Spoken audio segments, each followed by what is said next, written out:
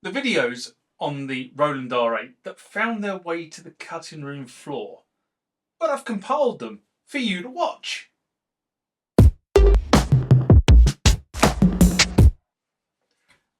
When I was going through the various videos that I did about putting this thing back together in a good state of repair, and this is actually quite an excellent little machine, but when I was doing the R8 videos, there were a number of clips that kind of made their way to the cutting room floor.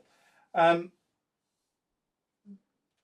do I put it? I recorded them, didn't think they really added value to the story of the other videos, parts 1 through 9, so I didn't add them in.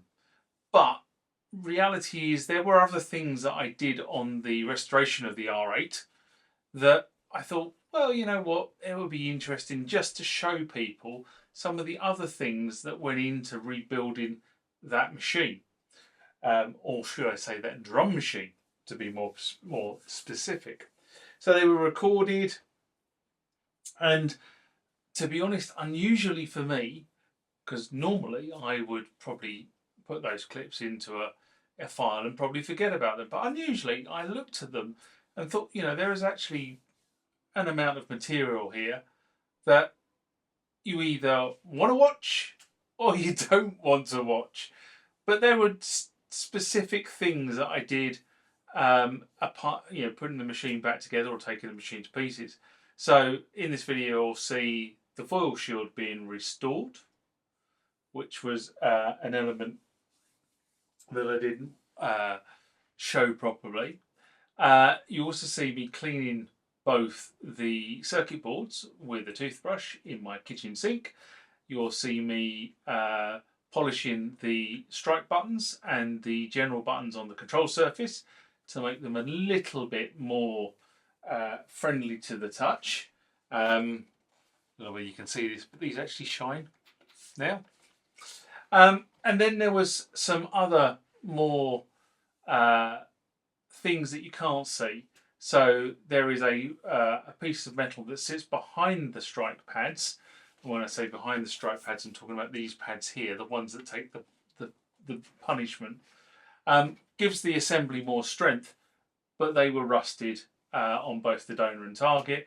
And actually the inside of the metal casing, which is the back piece, that was also rusted as well. So I had to treat those as well. So in the video series, I made quite a big thing about the fact that there was a back plane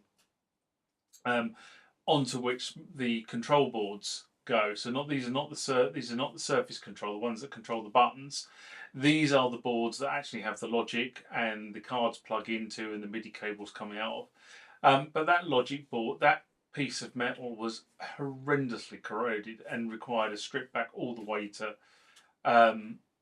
bare metal. And then you saw me spray that and then reinstall that. And I had to do a similar process for the other bits of metal that are in the case because they were also starting to corrode. And it is a bit of an OCD thing for me in that if I put it back in there with rust on it, I'd know there was rust on it and it would annoy me. And I'd end up taking it to pieces anyway and properly repairing it. So I did it right first time round. So there are kind of the cutting room floor bits that didn't make it into parts 1 through 9. I say, if you want to continue watching this, you can fast forward through the bits so you can see what I did. But that's what this video contains. So I'm going to hand over to channel promotion and then you can see the various cutting room floor clips. Remember, like, comment, subscribe to the channel. Go over to Instagram and follow me there. Go over to Facebook, follow me there. That's where the normal notices are. And consider becoming a Patreon.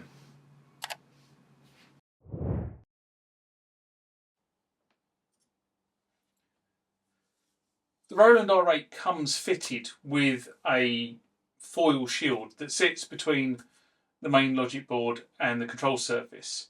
In order to fit this, you need to secure down the plastic shield, which obviously stops the foil shield from conducting, and then over the top you fit the foil shield after poking through the relevant wires that have to go from the surface to the control boards.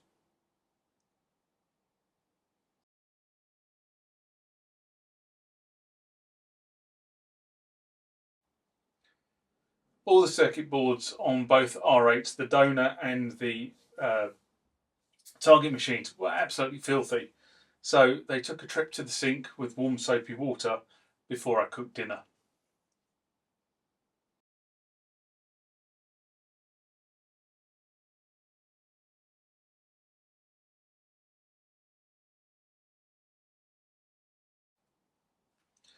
The strike pads on both the donor R8 and the target R8 were also really dirty and also fairly scratched.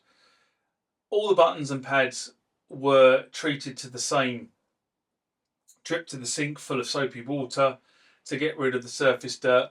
I used a toothbrush to get into the intricate areas of the mouldings just to get rid of all the dirt, and then rinse them through with just warm water. Following cleaning, I then moved to use some plastic polish on the surface, which does two things. It makes the button nice to the touch, e.g. it's nice and smooth. It also makes the button nice and shiny, so it looks a lot better. But the key thing, the second thing that the polish does, is it takes out most of the visible surface scratches. So even though this machine has been used and it's probably had quite a hard life, judging by what I've found when I've opened both the donor and target, getting rid of a lot of the visible scratches just makes it feel a lot better. Now, if the scratches had been deeper, I might, and I say might, have considered using a cutting compound on the plastic buttons and the stripe buttons as well. But it wasn't, they weren't very deep, they were kind of more surface scratches, and therefore I've got away with just using plastic polish, which is what you could see me doing, and just polishing each one of the keys individually to just remove those surface scratches, and it makes it look a lot better.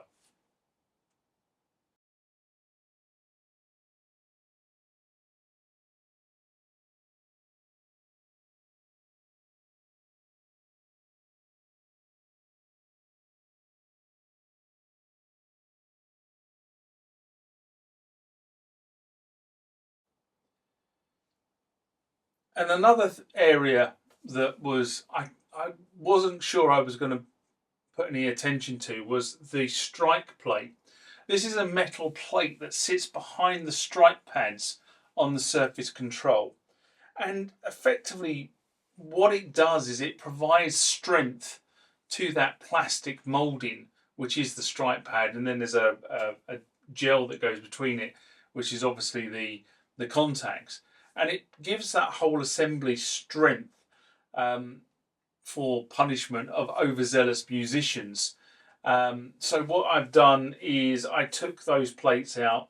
There was a little bit of surface rust on the plates, and you know me, OCD, wanted to make sure that they were properly cleaned. So I took the surface rust out with a wire brush, then gave the plates a general sanding so that they could key for the next stage, which was painting.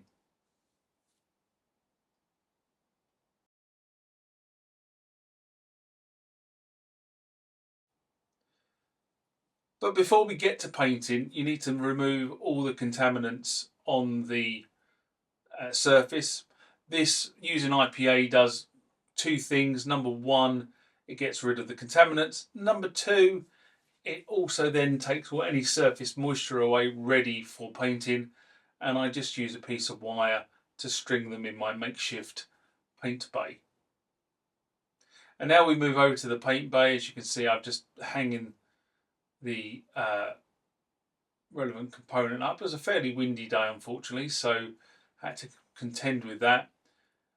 And then I just got a fairly good spray paint and sprayed both sides of the strike plate on both the donor and the target machines as I was putting them back together, so that they are now fully protected when they go back in the machine.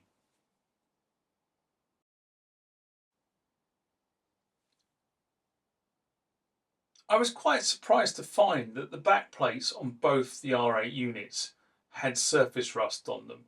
In fact, I was quite surprised to find a lot of the surface rust in the unit, but after having seen me take the main assembly backplate out and having to completely strip that down to metal and then paint it, I wasn't surprised when I got into this area.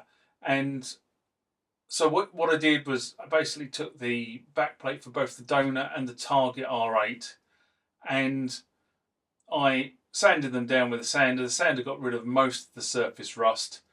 And then I reverted to a wire brush, which you can see with the Dremel, that allowed me just to get into the corners where the sander wasn't getting, mainly in the around the screw holes and along the crease where the upright meets the back.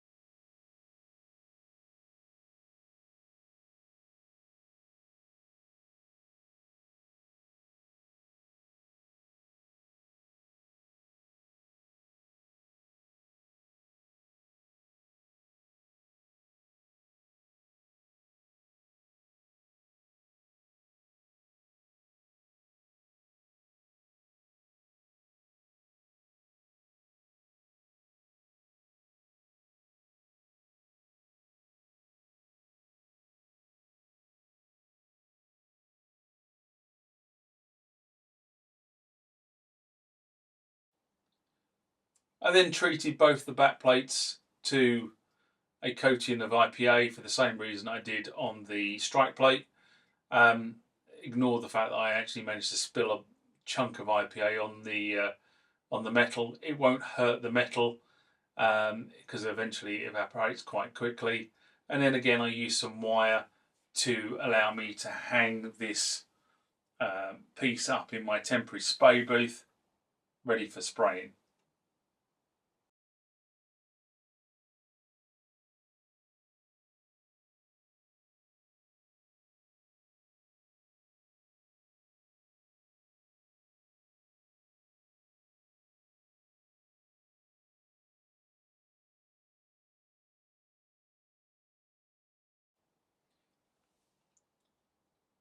I used the same aerosol paint that I'd used on the other areas of the R8.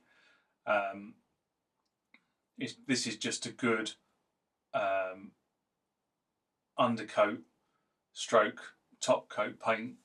Obviously you can see that it decided not to go on particularly thick the first time round, and it took several coats to get a nice good layer of paint on this back plate and into all the areas to make sure that this is properly protected going forward, and I won't have to revisit this again in the future.